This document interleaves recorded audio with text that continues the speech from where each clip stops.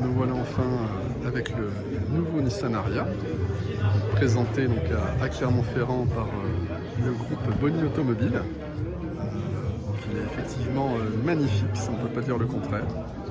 En plus, dans sa couleur Copper Atsuki, je trouve que c'est une couleur qui lui va très très bien. Là on a le modèle haut de gamme, donc avec les jantes 20 pouces. Ça fait des très très belles roues, chaussées en Michelin. Des pneus, je pense, assez performants. Donc le modèle aussi avec le toit ouvrant panoramique. On peut voir un petit peu ici. J'essaie de vous montrer un petit peu l'intérieur du véhicule. Donc finition assez sympa. Alors là on n'a pas forcément des plastiques moussés, mais ils le sont légèrement, un petit peu comme dans la Leaf finalement, donc ils ne sont pas considérés comme durs. Ensuite on a la finition en suédine façon Alcantara et les fameux motifs japonais dans les contreportes. Ici donc le système de siège à mémoire. On peut constater qu'il n'y a pas de feutrine dans les bacs de portière, ça c'est un petit peu dommage. Et puis un plastique assez basique en bas de contreporte. Et ensuite donc les magnifiques sièges. Non seulement ils sont magnifiques, mais en plus très très confortables, à réglage électrique, évidemment qui se recule et la direction qui se relève pour faciliter l'accès à l'intérieur. Donc colonne de direction électrique. Également donc de la suédine sur le tableau de bord.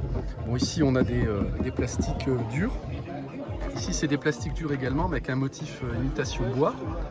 On va voir les aérateurs avec leur petite finition cuivrée. Ouais, siège très très confortable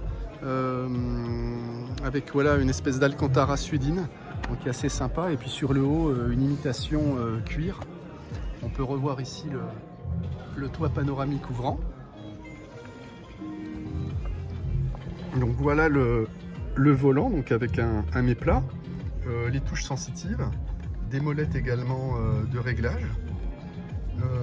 Donc l'écran ici est allumé juste au niveau de l'écran central, donc avec le système multimédia. Donc qui est même très réactif. Il n'y a aucun souci là-dessus. Voilà, on peut faire une petite démo. Il n'y a aucun souci, c'est réactif. J'ai coupé la radio. On a également l'écran, donc là il n'est pas forcément actif, mais le rétroviseur écran. On a également un porte-lunettes qui faisait d'ailleurs défaut sur la Leaf. On a ici sur ce modèle la console motorisée. Voilà, bon, qui est un petit peu gadget, mais qui est sympa, notamment pour dégager de l'espace à l'avant ou à l'arrière. On a donc des touches sensitives sur la console centrale, avec notamment la possibilité d'ouvrir une seconde boîte à gants. Donc je vais essayer de vous montrer ça. On laisse le doigt appuyé. Voilà. Alors, voilà, faut bien laisser le doigt appuyé. Voilà, ça fonctionne un petit peu par à-coup. Et on a également un cache à ce niveau-là. Bon, ça fait un petit peu gadget. Et également, on peut évidemment la refermer. Ouais. Je pense qu'au bout d'un petit moment, le système fonctionne par à-coup. Évidemment, les traditionnels porte-gobelets. Et ici, l'accoudoir avec un système de recharge sans fil. Donc accoudoir qui n'est pas réglable, il sera uniquement réglable avec la console mobile. Voilà, donc évidemment une boîte à gants traditionnelle côté passager. Donc là cette fois-ci avec de la moquette à l'intérieur. Avec de la moquette et une série de touches tactiles sur la planche de bord. On va passer à l'arrière.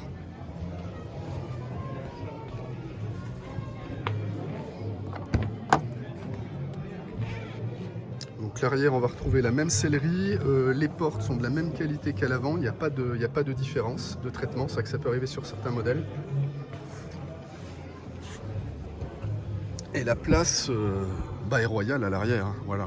Là, alors moi je ne suis pas très grand, je fais 1m70, mais il n'y a aucun souci. On voit donc l'arrière de la console, avec donc les sièges chauffants et les deux prises USB-A et USB-C. Et on a effectivement un accoudoir central. Un accoudoir central qui est très très moelleux. Alors là c'est impressionnant, je crois que j'ai jamais vu un accoudoir central qui était aussi moelleux, avec un porte-gobelet. Par contre il n'y a pas de mémoire de Trapaski. Voilà. Donc évidemment on retrouve le toit ouvrant panoramique.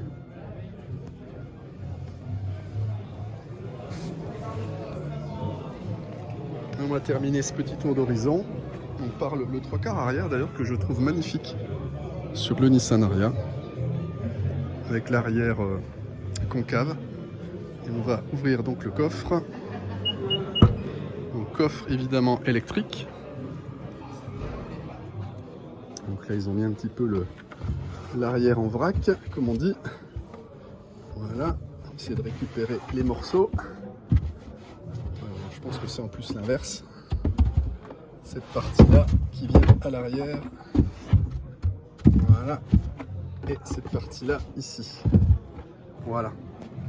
Donc c'est un coffre, je crois, d'une capacité d'un petit peu plus de 400 litres.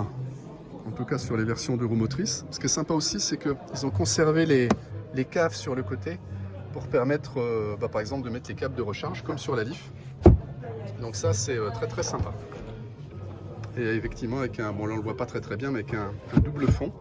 Et on peut également laisser les parties du coffre remonter, par exemple pour bloquer des objets. Donc ça c'est assez, c'est une bonne idée. Mais je crois qu'on a ça également dans le Qashqai. Donc voilà pour un petit tour rapide du véhicule.